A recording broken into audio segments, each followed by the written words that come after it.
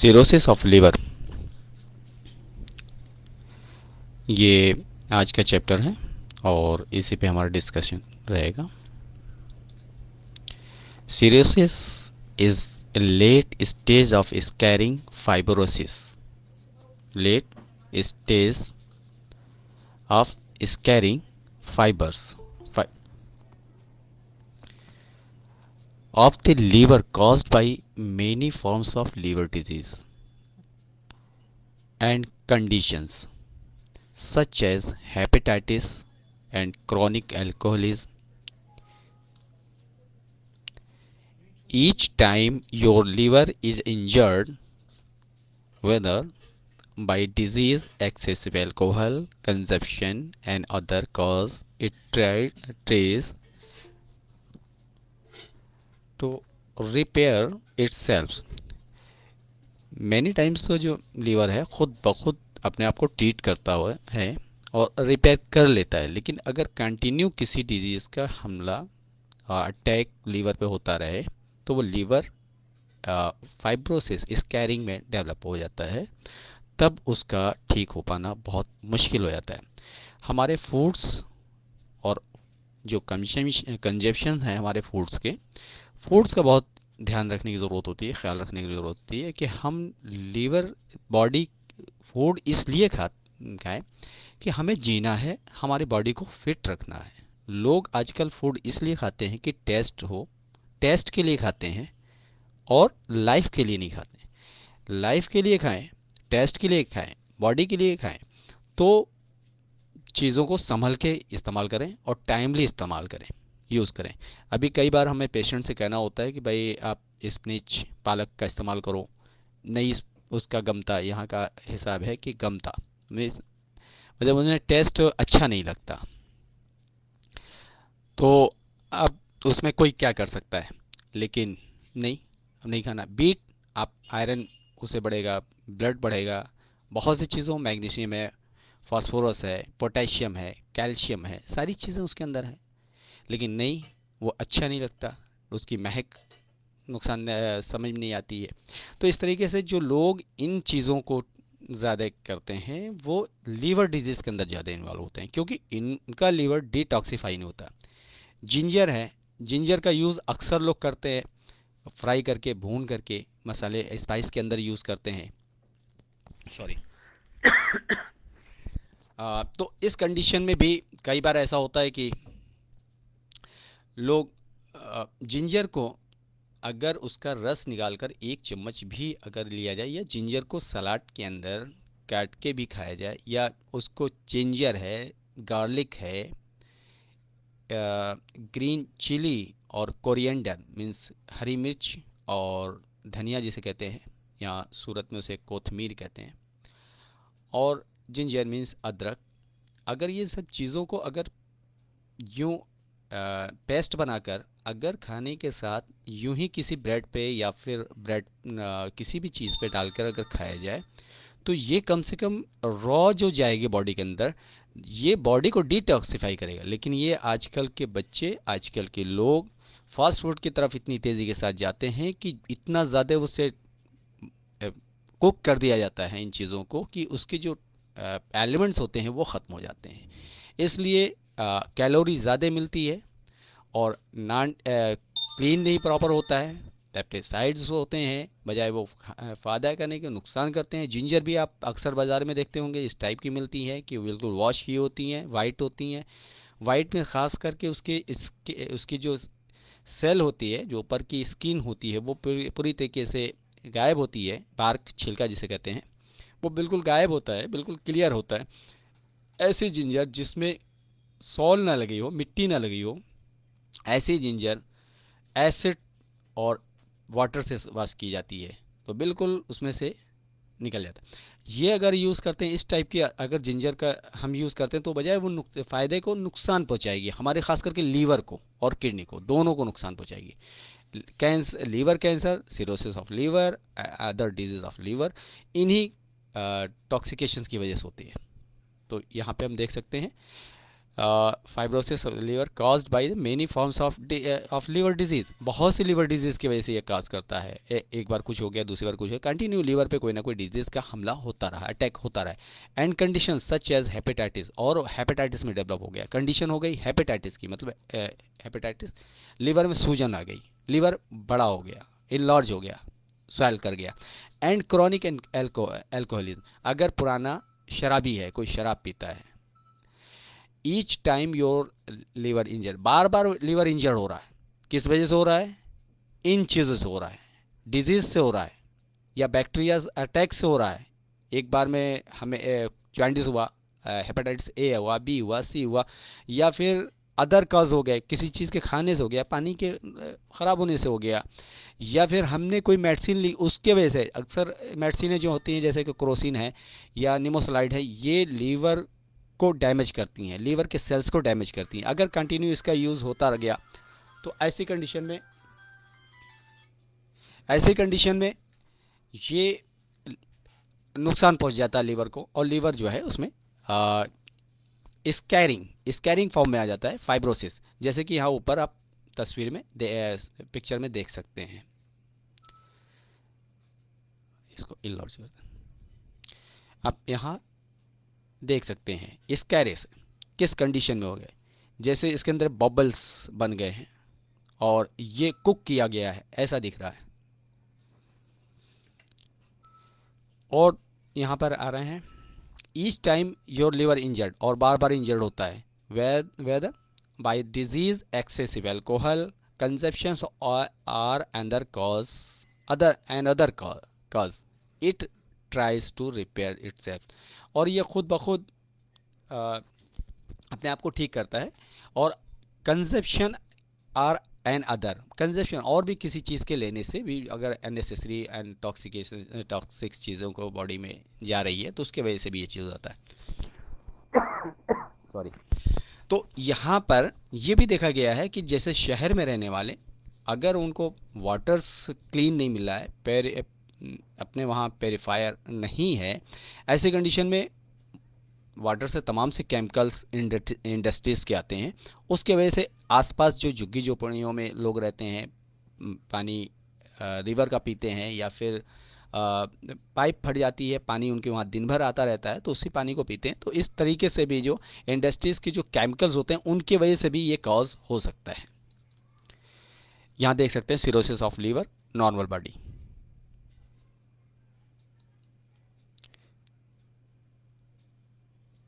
एक मिनट जैसे हम चेक कर लें और लाइव हो रहा है कि नहीं हो रहा।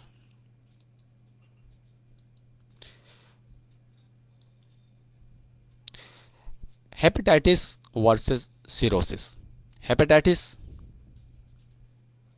And cirrhosis, inflammation of liver, hepatitis means inflammation of liver, cirrhosis scarring of the liver, liver के अंदर स्पंज टाइप हो जाना, जैसे कि हम ब्रेड के अंदर देखा है, ब्रेड जब या पाव बन आता है जो गोल सा होता है जिसे बर्गर में यूज़ किया जाता है, अंदर के जो सरफेस देखते हैं उसी टाइप से स्कैरिंग, एब नॉर्मल लीवर फंक्शंस, और ये सारी चीज़ें मिलकर के एब नॉर्मल लीवर फंक्शंस हो जाता है। लीवर कैंसर हो सकता है, may lead to the need for liver transplant, liver failure, ऐसी कंडीशन में ये सारी चीज़ें हो सकती हैं। ये लीवर की एनाटॉमी देख सकते हैं, और क्योंकि कई बार हो चुकी है इसलिए इस पे हम ज़्यादा नहीं कुछ डिस्कस करेंगे। आप यहाँ पे मेडिसिन देख सकते हैं, S5, C10, F1, A3 और WE, अकॉर्डिंग कंडीशन G भी देंगे, और अगर मेजर कंडीशन है तो C10 की जगह पे हम C5 भी इस्तेमाल कर लेंगे अगर कॉम्प्लिकेशंस बहुत ज़्यादा है तो। लेकिन लीवर सेल्स के लिए हमें C10 यूज़ करना पड़ेगा। अगर हमें C5 की ज़रूरत है तो C5 को हम S10 के साथ ऐड कर देंगे, S10 C5 और A1 G कर देंगे। यहाँ पे वो चीज़ आज टाइम ना रहने की वजह से हम ऐड नहीं कर सके, और हम ऐड कर देंगे इसको। अल्टरनेट हम S10 आफ्टर मिल्स देते हैं, S1 बिफोर मिल्स देते हैं, तो S1 बिफोर मील्स करेंगे, इसमें लिम्फ इन्फेक्टेड भी हो रहा है तो S1 के साथ L1 भी कर देंगे, L1 वहां कर देंगे, S1 L1 before meals, S10 C5 A1 G after meals कर देंगे। ये 3 मेडिसिन ही चलेंगी लीवर पे और इस टाइप के लीवर्स पे, हेल्दी लीवर की कंडीशन और cirrhosis of liver. Healthy liver, fatty liver, liver fibrosis और सिरोसिस। चौथा स्टेज जो है स्टेज ऑफ लीवर डैमेज। पहला नॉर्मल है, दूसरे कंडीशन में फैटी लीवर हुआ। और ये देखें, अगर किसी सोनोग्राफी आपके पास आती है और उसे आप देखते हैं तो फैटी लीवर अलर्ट करने के लिए हो गया है कि आप अलर्ट हो जाओ पेशेंट्स को, वरना फिर लीवर फाइब्रोसिस होगा और वो भी अगर लापरवाही किया तो सिरोसिस ऑफ लीवर, जिसमें लीवर ट्रांसप्लांट करना पड़ेगा और उसका आगे का स्टेज जो है फिर कैंसर में डेवलप हो जाएगा। Prognosis of cirrhosis, fatty liver डाई कट करके बताया गया है, कट करके स्कैरिंग टिश्यूज और रीजेनरेटिव न्यूडल्स।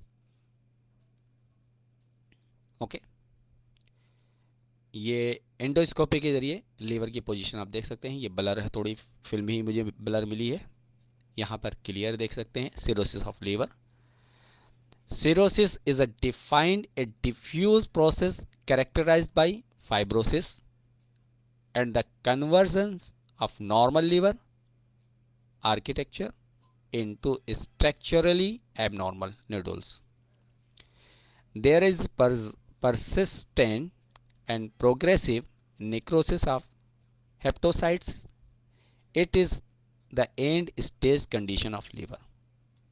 देख सकते हैं cirrhosis of liver, normal liver, chronic hepatitis और एंड स्टेज लीवर सिरोसिस। ये नॉर्मल कंडीशन में देख सकते हैं, हेल्दी और cirrhosis, cirrhotic. Okay, stage of liver damage, normal cells इनके 100% क्योर। फैटी लीवर, इनके सेल्स के बीच में स्पेस देख सकते हैं आप। लीवर फाइब्रोसिस में इंटरनल सेल्स की पोजीशन देख सकते हैं। हमें इंटरनल किसी भी टाइप का लीवर है तो यहाँ पर ये डाइल्यूशन इफेक्ट आएगा। हम D5 में दे रहे हैं तो नॉर्मल टॉनिक के तरीके से काम करेगा। D2 के अंदर D5 ही यहाँ पर काम करेगा। अब यहाँ पर हम 1:47 के 3 कैटेगरी रखी गई है। अगर फैटी लीवर है तो हम अगर D5 से रिजल्ट अच्छा नहीं मिला है 1:47 कर लें और 1:47 2 और 1:47 3। सिरोसिस ऑफ लीवर पे 3, क्योंकि कॉम्प्लिकेशन ज़्यादा होगी तो कॉम्प्लिकेशन में जितना भी हम स्ट्रॉन्ग मेडिसिन देंगे कॉम्प्लिकेशन राइज करेगी, एग्रावेशन आएगा। तो इस वजह से हम 1:47 दे सकते हैं। तो 1:47 का जो फार्मूला है आपका कहीं से भी अडॉप्ट हो जाता है, जैसे कि हमारा जो एक फार्मूला है 50 ml 5 ड्रॉप, तो ये नियर अबाउट अगर आप देखें तो 1:47 करें तो 47 + 48 हो जाता, तो 2 ड्रॉप की ही कमी रह जाती है जिसमें 50 हो जाता है।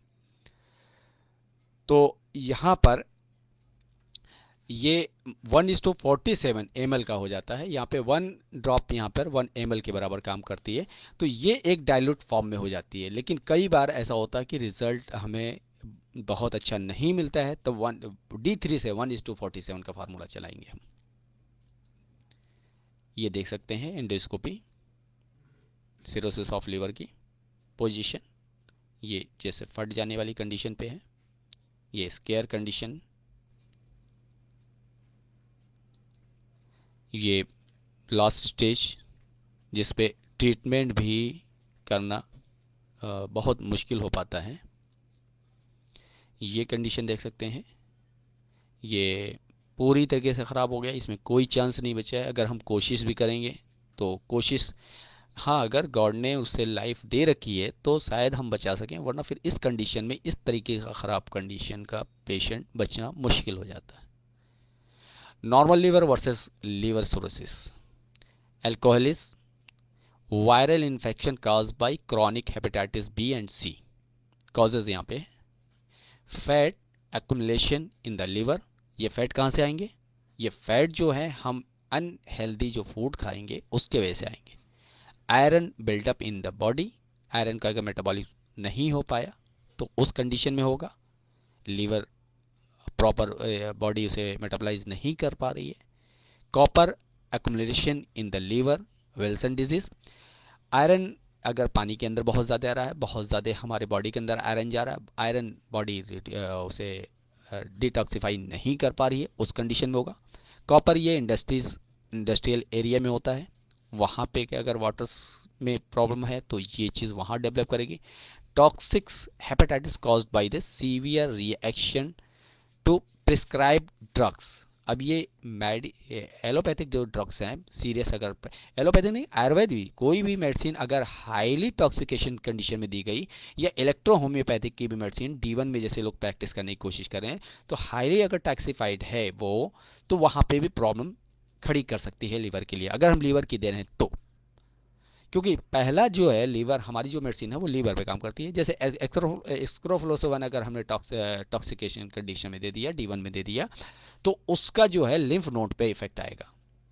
तो इस तरीके से हम D1 की प्रैक्टिस नहीं करते। D1 की जैसे कि 10 ड्रॉप, 5 ड्रॉप, 1 ड्रॉप अगर हम 100 ml में डालते हैं तो उसका कोई नुकसान नहीं है, 1 ड्रॉप। 2 ड्रॉप डालते हैं तो भी नहीं, 5 ड्रॉप नहीं, 5 ड्रॉप 100 ml में मिलाते हैं तो कोई उसका नुकसान नहीं। हाँ ये है कि आपको रिजल्ट कहीं बहुत फास्ट एग्रावेशन भी मिल सकता है, लेकिन अगर उसी को डोज 5 ml बना के दिया गया या 50 ड्रॉप दिया गया सिंगल डोज पेशेंट को, तो वो नुकसान पहुंचा सकता है, वो उसके लिए पॉइजन बन सकता है। Repeated bouts of heart failure with liver congestion, ये हमारा पर्सनल एक्सपीरियंस है S1 के बारे में। प्रेगनेंसी केस के लिए यूज़ किया गया कई बार। एबॉर्शन के लिए S1 बेहतर काम करती है जब प्रेगनेंसी नहीं कोई चाहता और फेटस डेवलप है, तो 2 से 2.5 महीने तक की प्रेगनेंसी निकाली जा सकती है, हटाई जा सकती है। तो S1 को सिर्फ हमें 5 ड्रॉप सिंगल डोज देना होता है, और जैसे ही बॉडी के अंदर जाती है वैसे ब्लीडिंग शुरू हो जाती है। ये हमने अपनी प्रैक्टिस में देखा। लेकिन D3 का होना चाहिए, वो बॉडी के अंदर फेटस को रहने नहीं देती, और उसे उसके लिए वो फॉरेन मटेरियल्स बन जाता है बॉडी के अंदर, एबनॉर्मल ग्रोथ मिलती है उसको। Okay, a normal liver shows no single scaring.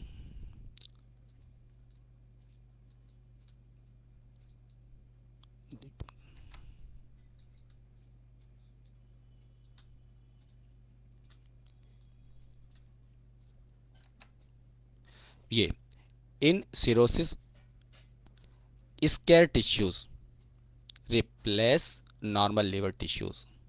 अब स्केयर जो किए जाते हैं टिश्यूज, उन नॉर्मल से रिप्लेस किए जाते हैं, कुछ टिश्यूज रिप्लेस किए जाते हैं, जैसे कि लीवर इम्प्लांट्स में होते हैं।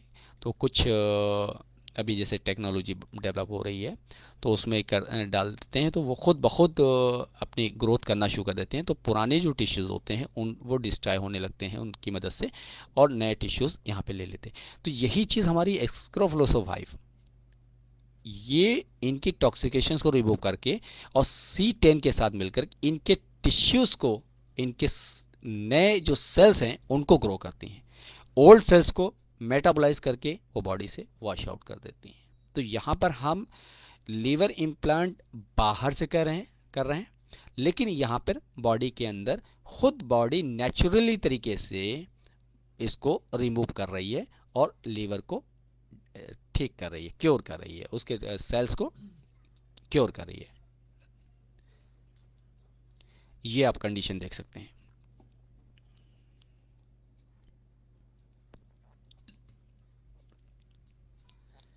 लीवर की position, overviews. Cirrhosis is the late stage of scarring fibrosis. Cirrhosis जो है लेट स्टेज, जैसे कि लोग लापरवाही करते हैं, इन्फ्लामेशन ऑफ लीवर जो है, हेपेटाइटिस हो गया, फाइब्रोसिस हो गया, तो उसके बाद फैटी लिवर होगा, तो उसके बाद जाके उसे केयर करते हैं, तो जब उसके बाद जाके केयर करते हैं तो वो कंडीशन होती है सिरोसिस और फाइब्रोसिस बनती है। ऑफ द लीवर, फाइबर मतलब फाइब्रोसिस, फाइबर डेवलप कर गए, टिश्यूज, एक्स्ट्रा टिश्यूज डेवलप कर गए वहां पे। Of the liver caused by many form of liver. ये आप खुद घर में भी दे सकते हैं, जैसे कि आप ओट को है, आटा जिसे कहते हैं वीट का, उसे आप गर्मी के दिनों में अ, उसे तैयार कर लें ब्रेड बनाने के लिए, और उसके या पूड़ी बनाने के लिए, लेकिन उसमें सादा आटा होना चाहिए, सिर्फ पानी होना चाहिए। और आप या फिर कुकिंग सोडा भी डाल सकते हैं, और थोड़ी देर के बाद आप 2-4 घंटे के बाद उसे देखें, उसमें स्पंज लाइक हो जाता है, तो उसमें फाइबर्स टाइप के डेवलप हो जाते हैं, तो वो जो रेशे हैं, वो उस टाइप के रेशे जो हैं बॉडी के अंदर डेवलप हो जाते हैं, जैसे खमीर कहते हैं, इस टाइप के बन जाते हैं। तो यहाँ फाइब्रोसिस, फाइबर इतने डेवलप हो जाते हैं कि इंटरनल ये उसी टाइप, उसी जैसा, जैसे ब्रेड आप बर्गर वाला जो ब्रेड देखते हैं उसके अंदर जो स्पेस देखते हैं, उसी टाइप की स्पेस इसमें दिखने लगती है। Of the liver caused many forms of liver disease and conditions such as hepatitis and chronic alcoholism. A normal liver left shows no signs of scarring. In cirrhosis, right scar tissues replace normal liver tissues. अब ये यहाँ से normal से ये replace किया जा रहा है, देखा, ये कट करके इसमें इसकी पीस लगा दी जाएगी, ये लगा दी जाएगी, तो ये इसके जो नॉर्मल कंडीशन है इसको सारे प्रिकॉशंस लिए जाएंगे, मेडिकल केयर लिया जाएगा, मेडिसिन चलाई जाएगी, डिटॉक्सिफाई किया जाएगा, सलाइन की, फिर ये ग्रो होना शुरू करेंगे, तो इनके सेल्स को इनकी सेल्स की मदद से क्योर किया जाएगा, और इनके जो डैमेज सेल्स है, इनके जो सेक्शंस है, वो इसे रिमूव कर देंगे, तो ये टोटल इम्प्लांट कर हो जाएगा, न्यू लीवर फॉर्म हो जाएगा। ये चीज़ हम इनके ही इंटरनल सेल्स को मेंटेन करके इस काम को ये सिस्टम ऑफ मेडिसिन से हम करते हैं। Each times your liver is injured, बार बार इंजर्ड होना, whether by the disease, excessive alcohol consumptions or another cause, it tries to repair itself, ये खुद ठीक होने की, जैसे कि हमने पहले कर दिया है, in the process is carrying tissues forms as cirrhosis progresses, more and more scar tissues form, बार बार scar tissues डेवलप करते हैं, making it difficult for liver to function, और ये लीवर के फंक्शन में बैरियर का काम करे, रुकावट का, de composted cross cirrhosis. Advance cirrhosis is life threatening, और अगर बहुत ज़्यादा एडवांस हो गया तो ज़िंदगी को नुकसान पहुंचाने वाली कंडीशन में पहुंच जाता है। The liver damage done by cirrhosis generally can not be undone, और अगर वक्त रहते इसको पहले से देख लिया जाए तो वो ठीक भी हो सकता है, वरना फिर डैमेज होने की कंडीशन में हो जाता है। But if liver cirrhosis is a diagnosed early, अगर पहले कर लिया जाए, and the cause is treat further damage can limit and rarely reverse, वही कंडीशन है जैसे अभी हमने ऊपर दिखाया है, कि अगर वो पहले से पहले हम उसे केयर कर लें, तो अगर पेशेंट उसे समझ जाए कि नहीं हमारी लाइफ को ख़तरा है और दे ले, तो सिरोसिस ऑफ लीवर तक पहुंचेगा नहीं। अगर सिरोसिस ऑफ लीवर पे पहुंच गया है तो जो प्रिकॉशंस बताई गई वो प्रिकॉशंस लेता रहे। अक्सर देखा गया है कि लीवर अल्कोहल वालों को, अल्कोहलिज्म वालों को सिरोसिस ऑफ लीवर ज़्यादातर होता है। अब वो क्या करते हैं कि कुछ दिन तो वो शराब वगैरह छोड़ देते हैं, अल्कोहल छोड़ देते हैं, लेकिन जैसे ही थोड़ा सा अच्छे होते हैं, पार्टी वगैरह में जाते हैं दोस्तों के साथ, वैसे ही फिर उनमें वो चीज़ खाना पीना शुरू, पीने के अंदर 1 महीने 15 दिन के अंदर लीवर जिनका डैमेज है, और अगर वो सिम्टोमेटिक ठीक हो गए हैं, तो पीने के बाद 2-3 दिन के अंदर ब्लड की वॉमिट होना शुरू हो जाती है, देखा गया। और वो वक्त सीरियस होता है, लोग भाग करके आते हैं डॉक्टर के पास, कहते हैं ऐसा ऐसा हो गया था, इसने गलती कर ली। और हमारे पास भी कई बार ऐसे पेशेंट्स आए हैं कि वो बताया है कि इस तरीके से इन्होंने कर लिया, तो फिर वहाँ पे क्या होता है, जब वॉमिट हो जाती है तो फिर वो कंडीशन बहुत क्रिटिकल होती है, हॉस्पिटल कई बार हॉस्पिटलाइज होते हैं, कई बार बीई से कंट्रोल भी आ जाता है। तो ऐसे कंडीशन में हम सारी मेडिसिन जो लीवर को क्योर करने की दे रहे हैं, उसके अंदर अगर आरी दी जा रही है, आरी जो है बर्दाश्त कर ले तभी दी जाएगी, वरना फिर नहीं दी जाएगी, डब्ल्यू दी जाएगी। तो बीई, डब्ल्यू के जगह पे अगर दी गई है पहले से बी, तो उसे बी दे देंगे, और या बी अलग से दे देंगे, के ब्लीडिंग के ड्यूरेशन में आप इनको बार बार दें। तो वैसे कई बार ऐसा देखा गया, एक ही 2 बार वॉमिट हुई है और बी देने के बाद कंट्रोल में हो गई है। बी की 5 से 10 ड्रॉप दी जा सकती है, 10 से 20 भी की जा सकती है अगर ब्लीडिंग कंटिन्यू हो तो यहाँ पर ज़्यादातर पेशेंट्स लापरवाही कर देते हैं खाने पीने में, और टोबैकोस वगैरह वाले भी खाने वाले भी वो ऐसा होता है कि उनको टोबैकोस भी नहीं लेना होता। तो टोबैकोस भी जैसे कि अभी पान पर मसाला वगैरह चला है बहुत ज़्यादा, तो उसका भी यूज़ करते हैं। जबकि इस टाइप के पेशेंट्स को बिल्कुल वेजिटेबल्स पे रहना चाहिए और लाइट डाइट लेना चाहिए, और ख़ास करके केमिकल वाले फूड से उनको दूर रहना चाहिए, और घर होम मेड जो कुक है वो कुकिंग की चीज़ें हैं वही खाना चाहिए, home made.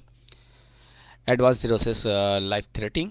The liver damage done by cirrhosis generally cannot be undone, but ये हो गया really। सिम्टम्स क्या होते हैं? Symptoms, cirrhosis often has no sign or symptoms until liver damage is extensive. Cirrhosis often has no sign, कोई science नहीं, sign मिलता, और symptoms until liver damage is extensive, वो हो जाता है उस वक्त पता चलता है कि ये हो गया। लेकिन when sign and symptoms do occur the may include, अगर ये सिम्टम्स आपको दिख रहे हैं पेशेंट्स के अंदर, एक जैसे फैटिगो, इजली ब्लीडिंग और ब्रशिंग, मीन्स ब्रश करते वक्त ब्लड का आना गम से, लॉस ऑफ एपेटाइट्स, भूख का कम लगना, nausea, swelling in your legs, feet और ankles, edema, weight loss, itchy skin, yellow discoloration in the skin and eyes for jaundice, fluid accumulation in your abdomen, ascites, accumulation in your abdomen, पेट में पानी का भराव, पेट फूल रहा हो, जैसे लगता है पानी भर गया है, डंप बिल्कुल हो गया है और बाहर निकल रहा है, spider like blood vessels on your skin, skin, ये हम पिक्चर्स लेना चाह रहे थे लेकिन स्लाइड बनाते वक्त ध्यान से निकल गई, शायद ले लिया हो या फिर नहीं होगा तो कल हम दिखा देंगे। Spider like blood vessels on your skin, redness in the palm of the hand, for women absent और loss of periods not related to menopause, for men loss of sex drive, breast enlargement, गाइनोमैटेसिया और testicular atrophy, ये symptoms हो सकते हैं। Nails से हम पहचान रहे हैं, नेल्स की कंडीशंस अगर ये है तो भी हमें लीवर पे बहुत डाउटफुल होना चाहिए।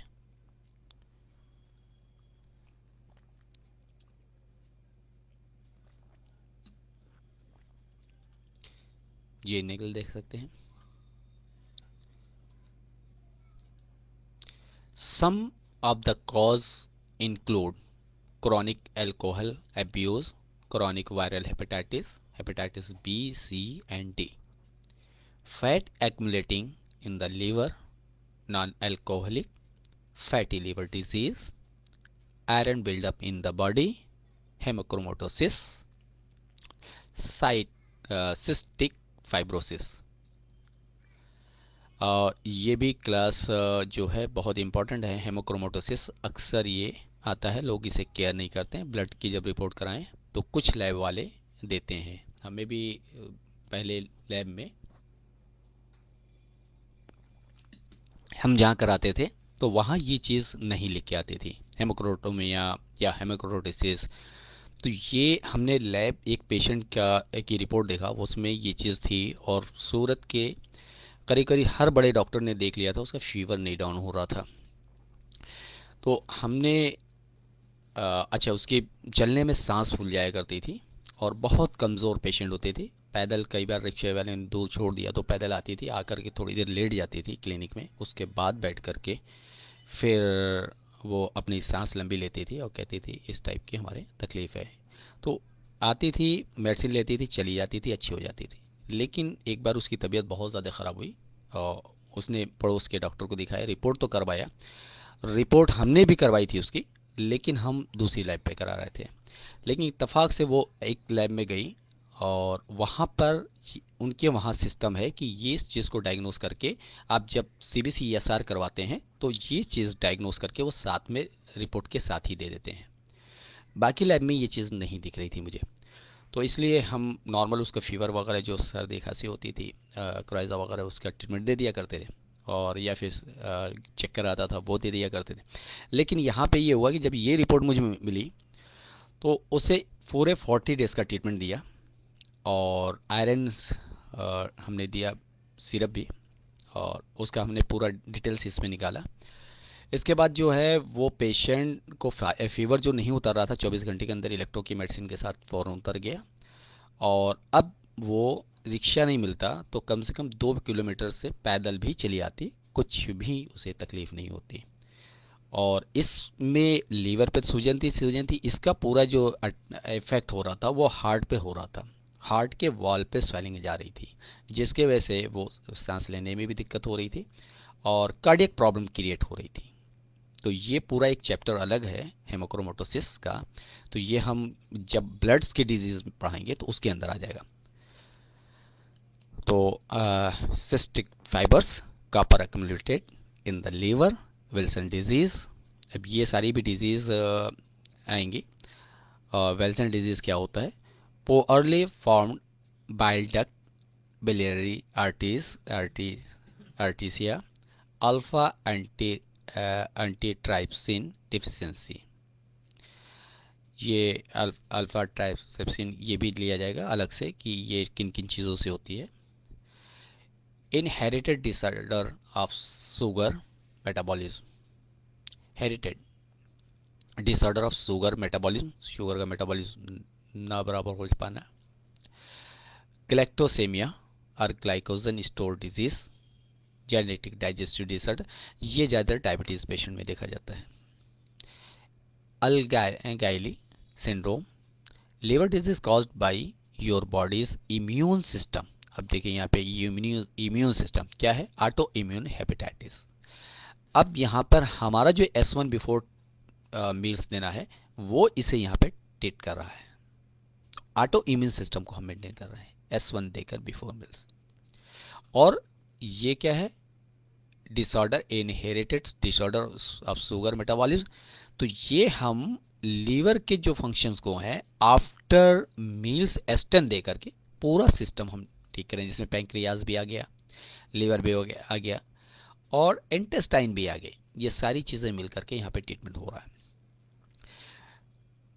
Destructions of the bile ducts, primary biliary cirrhosis, destructions हो रहा है बाइल डक्ट्स के अंदर। तो हमें अगर हम S5 यूज़ कर रहे हैं तो S2 की यहाँ पे ज़रूरत नहीं हो रही है। अगर कॉज सिर्फ only for destructions of bile ducts का है, तब अगर रिपोर्ट में क्लियर होता है तब हम S2C2 का पूरा ट्रीटमेंट देंगे जो हमने आगे बता दिया है। Hardening and scaring of the bile ducts, primary sclerosing, cholangitis, infection such as syphilis or brucellosis. Medications include methotrexate और isoniazid। ये खास करके मेडिसिन बताई गई है यहाँ पे। Risk factor, drinking too much alcohol, ज़्यादा शराब पीना। Excessive alcohol consumption is a risk factor of cirrhosis.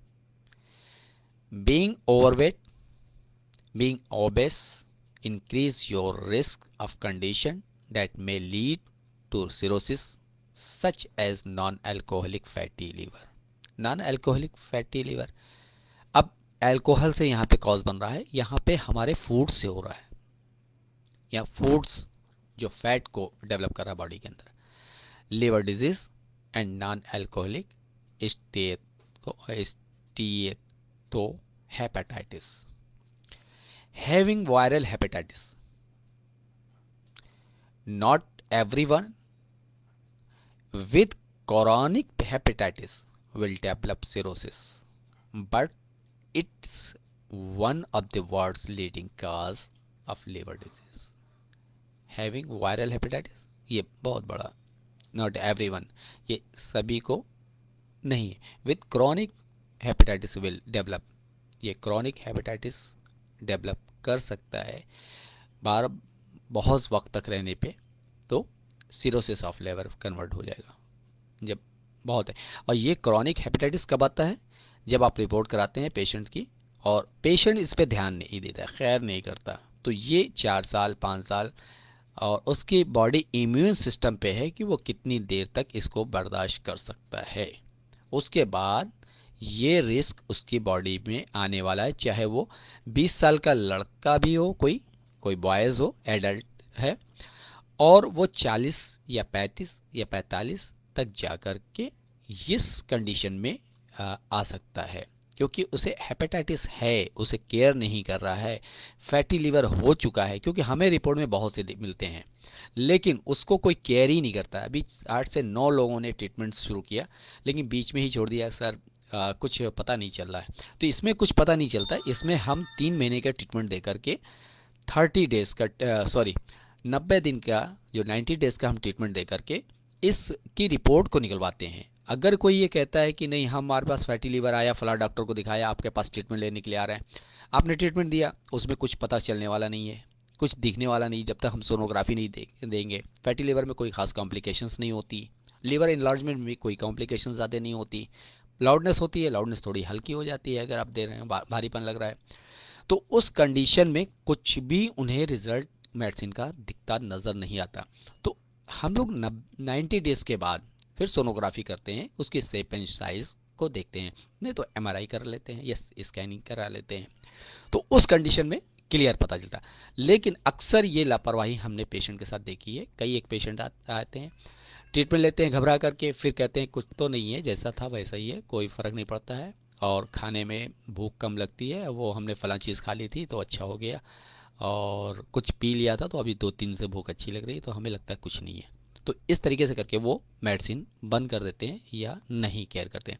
ऐसे पेशेंट्स के लिए ख़तरा 20 से 25 साल 30 साल के बाद बहुत मेजर है, सिरोसिस ऑफ लीवर की तरफ जाने वाला है। ये नॉन एल्कोहलिक लोग होते हैं, और ये ख़ास करके हमने अपने मुस्लिम कम्युनिटी में वो ख़ास करके जो मटन वगैरह ज़्यादा खाते हैं और बर्गर और पिज़्ज़ा और फास्ट फूड की तरफ, और ख़ास करके आपका ओवरवेट होते हैं, और ये पेप्सी, कोको कोला, ये ख़ास करके चिकन के साथ या मटन के साथ, मटन का यूज़ ज़्यादा होता है, और यहाँ पे चिकन तो ऐसे वो खाते हैं जैसे कि कोई ब्रेड खा रहा हो, ब्रेड नहीं खाएगा बल्कि चिकन ज़्यादा खाएगा, आधा केजी खा जाते हैं लोग। तो ऐसी जगहों पे ये फैटी लीवर हर पेशेंट में मुझे देखने को मिलता है रिपोर्ट, लेकिन इससे केयर नहीं करते, इंडाइजेशन दिखता है। Okay, complications of cirrhosis can include high blood pressure in the veins that supply the liver, portal hypertension, इसे कहते हैं portal hypertension, high blood pressure. इसमें जो वेन्स होगी डायलेट कर जाएगी, बहुत ज़्यादा ब्लड से भरी हुई दिखेगी एब्डोमेन के ऊपर,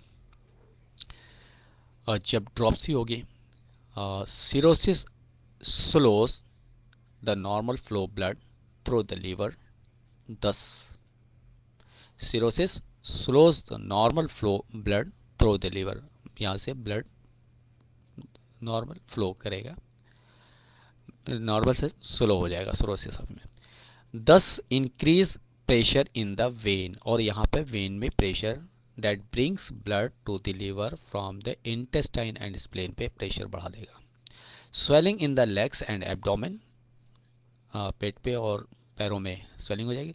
the increase pressure in the portal vein can cause fluid accumulate in the legs, और वो पोर्टल वेन पे होने की वजह से लेग्स पे एडिमा डेवलप कर देगा। एंड इन द एब्डोमिनल एसिटीज, और पेट में पानी भरा हुआ दिखेगा, और बल्कि कई बार उसमें दिखा है कि मोटे मोटी जो उभरी हुई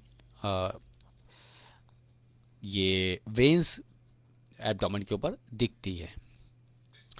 oedema ascites also may result from inability of the liver to make enough certain blood proteins such as albumin और प्रोटीन certain blood protein बहुत ज़्यादा हो जाता है और सच एज एल्बुमिन और एल्बुमिन भी बढ़ जाता है यूरिन के अंदर। enlargement of spleen of the spleen splenomegaly इस वक्त हो जाएगा। Portal hypertension can also cause change to and swelling of the spleen क्योंकि वहाँ से ब्लड का प्रेशर इधर की तरफ आ रहा है। And trapping of the blood vessel and platelets decrease white blood cells, यहाँ पे वाइट ब्लड सेल्स की डिफिशियंसी हो जाएगी। And trapping white blood cells and platelets और decrease with white blood cells and platelets in your blood can be first sign of cirrhosis। यहाँ पे platelets in your blood can be the first signs of cirrhosis और platelets यहाँ पे हम बताएगा कि ये फर्स्ट साइन सिरोसिस के। Bleeding portal hypertension can cause blood to be redirected to smaller veins sorry portal hypertension can cause blood to be redirected to smaller veins strained by the extra pressures these smaller veins can burst फट जाती है causing a serious bleeding portal hypertension may cause enlarged veins varices in the esophagus में esophagus varices or the stomach gastric varices and lead life threatening bleeding ये मुंह से vomit हो जाएगी या फिकस से ब्लीडिंग हो जाएगी। If the liver can not make enough clotting factor और क्लॉटिंग फैक्टर तो ये ज़्यादा प्रोड्यूस नहीं कर रहा क्योंकि खुद अपने आप में वो बीमार है। जो इंसान बीमार होता है वो कहाँ किसी की मदद कर सकता है, कमज़ोर होता है, तो वहाँ से रिलीज नहीं हो रहा है clotting factor sufficient। This also can contribute to continued bleeding और बार बार ब्लीडिंग बंद नहीं हो पाएगी। ऐसी कंडीशन में पेशेंट डेथ की कंडीशन में हो सकता है, चला जाएगा और ब्लड की कमी हो जाएगी। Infection if you have cirrhosis your body में हैव डिफिकल्ट फाइटिंग इन्फेक्शंस और योर बॉडी में हैव डिफिकल्टी फाइटिंग इन्फेक्शन और इस कंडीशन में जब सिरोसिस ऑफ क्योंकि फाइटिंग जो है हमारी लीवर पे ही होती है। जितने भी बैक्टीरिया जाते हैं, माइक्रो ऑर्गेनिज्म जाते हैं, जितने भी टॉक्सिक एलिमेंट्स जाते हैं वो लीवर ही उसे बचाता है, उसे लीवर ही मेटाबोलाइज कर पाता है। तो इस कंडीशन में वो डिफिकल्टीज डेवलप होगी और फाइटिंग इन्फेक्शन से फाइट नहीं कर पाएगा और उसमें नए टाइप के इन्फेक्शन और ऐड हो जाएंगे। तो हम लोग मेटाबॉलिक सिस्टम को मेंटेन करते हैं, ऑटो इम्यून सिस्टम को इंक्रीज करते हैं, मेंटेन करते हैं, जबकि एलोपैथ में फाइटिंग अगेंस्ट के लिए एंटीबायोटिक दी जाती है। एंटीबायोटिक तभी काम करेगी बेहतर जब लीवर सही काम करेगा। यहाँ पे सिर्फ मैनेजमेंट किया जाता है, मैनेज किया जाता है। मैनेज करने की कंडीशन में वो मैनेज करते करते पेशेंट दुनिया से चला जाता है। Ascites can lead to bacterial peritonitis as serious infection अगर काज है यहाँ पर डेवलप हो रहा है तो हमें इन्फेक्शन के लिए वर्वन चाहे S1 के साथ ऐड कर दें या हम हेपेटाइटिस की जो मेडिसिन है वहाँ साथ में दे सकते हैं। A serious infection malnutrition cirrhosis में make it more difficult for your body to process nutrients. अब यहाँ पे leading weakness and weight loss. ये सिरोसिस में make it more difficult for your body, ये बहुत डिफिकल्ट पैदा होती है इसमें। प्रोसेस न्यूट्रिएंट्स प्रोसेस नहीं हो पाता, जो हम एक तो लॉस ऑफ एपेटाइट हो जाता है। उसके बाद जो न्यूट्रिएंट्स जो फूड्स जाता भी है उससे पूरी तरीके से न्यूट्रिएंट्स उसमें से निकाल नहीं पाता है, लीडिंग टू वीकनेस और इसके वजह से वीकनेस बढ़ने लगती है और वेट लॉस होने लगता है। जो सेल्स को ज़रूरत होती है खुद को खड़ा रखने के लिए, खुद को बनाने के लिए, बॉडी को वेट को मेंटेन के, मसल्स को मेंटेन करने के लिए। तो यहाँ से न्यूट्रिएंट्स जब नहीं मिलेगा तो फैट पहले डिज़ोल्व होगा, फैट डिज़ोल्व होने के बाद सेल्स डिज़ोल्व होंगे, सेल्स डिज़ोल्व होने के बाद तो यहाँ पर वीकनेस, पहले तो इलेक्ट्रोलाइट्स बॉडी करने बंद हो जाएंगे, हमारी जो बिजलियाँ हैं, इलेक्ट्रिसिटी हैं जो बॉडी की, वो बंद हो जाएगी। तो यहाँ पे वेट लॉस भी होगा और वीकनेस महसूस होगी, कार्डियक सिस्टम भी लो हो जाएगा, और क्योंकि ब्लड उसे प्रॉपर सही तरीके का नहीं मिलेगा। Buildup of toxins in the brain, अब जब हम A3 इसके अंदर ऐड करते हैं तो वहाँ पे ब्लड ब्लड को भी प्योरीफाई कर रहे हैं, हार्ट के सेंट्रल सर्कुलेटरी सिस्टम को भी मेंटेन कर रहे हैं। Buildup of toxins in the brain, hepatic encephalopathy, अब ये जो टॉक्सिकेशंस है वो बिल्ड हो रही है ब्रेन के अंदर। A liver damaged by cirrhosis is not able to clear toxins from the blood, अब यहाँ पे लीवर जो डैमेज हो रहा है by cirrhosis is not able to clear toxins from the blood, blood से टॉक्सिन्स निकल नहीं पा रहा, as well as healthy liver, जैसे कि हेल्दी लीवर करता है। Can these toxins can they build up in the brain, और ये टॉक्सिकेशंस ब्रेन के अंदर डेवलप हो रही है, brain and cause mental confusion, और ऐसे पेशेंट को कन्फ्यूजन बहुत ज़्यादा रहता है, जैसे कि शराबी हुए होता है, वो क्या कर रहा है, किधर जाना है, बॉडी का बैलेंस नहीं बन पाता, कन्फ्यूजन एंड डिफिकल्टी कंसंट्रेटिंग, अपने आप को कंसंट्रेट नहीं कर पाता। With the time hepatic encephalopathy can progress to unresponsive और कोमा, फिर पेशेंट कोमा में चला जाता है। अब कोमा में गया तो क्या करना है, इसमें नोजल से फीडिंग दी जाती है। तो ईएच की मेडिसिन कोमा वाले पेशेंट को अगर कोई आता है आपके पास लेने, तो सारी मेडिसिनों को जैसे फीड दिया जाता है वैसे मेडिसिन लिक्विड फॉर्म में दी जाएगी। ओके, अब कल के लिए रख दिया जाए।